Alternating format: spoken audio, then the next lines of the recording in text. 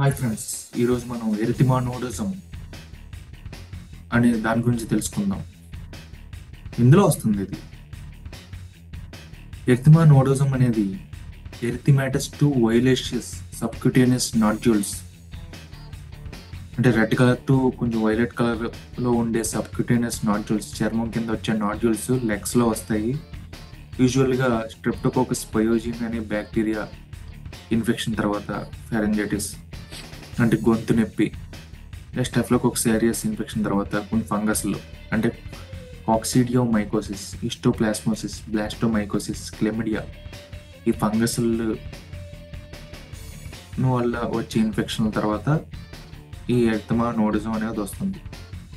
అలాగే కొన్ని రకమైన సిస్టమిక్ డిసీజెస్, ఇది autoimmune diseases, Crohn's disease, sarcoidosis, వీటిలో కూడా ఎరిథిమానోడిజం అనేది వస్తుంది.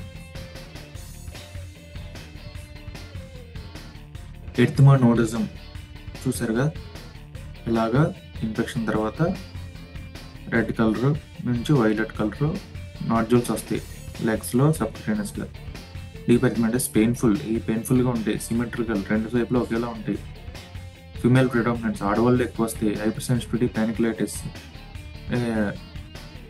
ప్యానిక్లైటిస్ అంటే ఇది కింద సబ్క్యూటేనియస్ ఫ్యాట్ ఇన్ఫెక్షన్ అవుతుంది, ఫీవర్ ఉంటుంది, చిల్స్ ఉంటుంది, మలైస్ ఉంటుంది, వైట్ బ్లడ్ సెల్స్ ఎక్కువ అవుతాయి. స్ట్రెప్టోకోకల్ ఇన్ఫెక్షన్స్ అనుకున్నట్లే స్ట్రెప్టోకోకల్ డ్రగ్స్ అంటే OC pills, sulphonamides, iodides, pregnancy, గర్భం వచ్చినప్పుడు, టీబీ, క్షయవ్యాధి, deep mycosis fungus, sarcoidosis, autoimmune inflammatory bowel disease అన్నింటిలో వస్తుంది.